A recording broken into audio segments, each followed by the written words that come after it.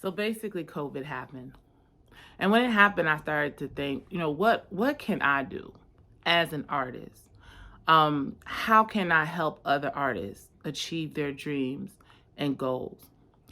And you start attending all of these town hall meetings, all these things that are happening within our union and outside of our union and in the theatrical community when it comes to diversity and racism and issues and instances of systemic racism.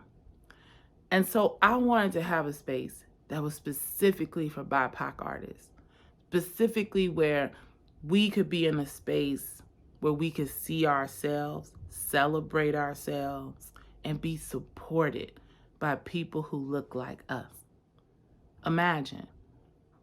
And in that space, we have already created some wonderfully amazing projects like Mein Kampf, The Hideous Manifesto, Monogamy Ruined My Relationship, and First Quarter Moon, just to name a few. So now we're starting into a new season. So the solo project is coming back again in September, and we'll be putting applications out. And it's open to union and non-union participants. We also have our 10-minute film festival called Radical Imaginings.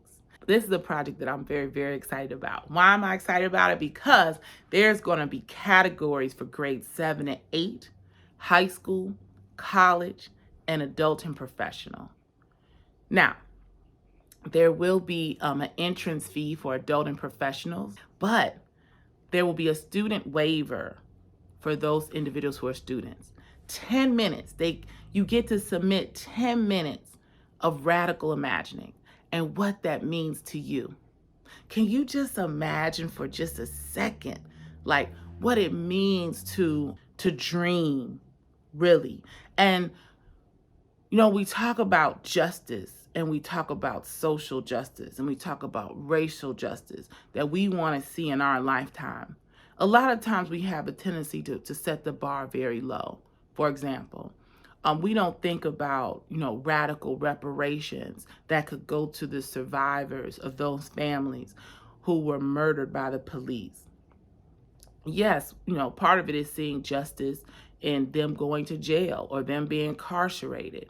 But if we really are thinking about how can we support those who do harm and those who are harmed, then we have to dream beyond probably what we have never seen.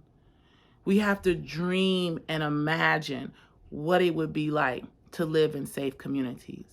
I can remember growing up in an all-black neighborhood in Chicago and being 8 years old, getting off the bus with my little key and my family not coming home for many, many hours. And people on the block being very aware that I was in that house by myself.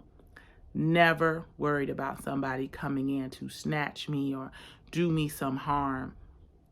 We looked out for each other. And those communities and those realities are still happening across the country today. But we want to make that a reality for all of us, not just for some. And in order to do that, I'm excited to see through art the radical imaginings that people have, the radical imaginings they have for their community, for their lives, for their families, for their loved ones, the radical imaginings that they even have in some futuristic sort of sense. Something that's beyond the imagination, right? Imagine what that could look like.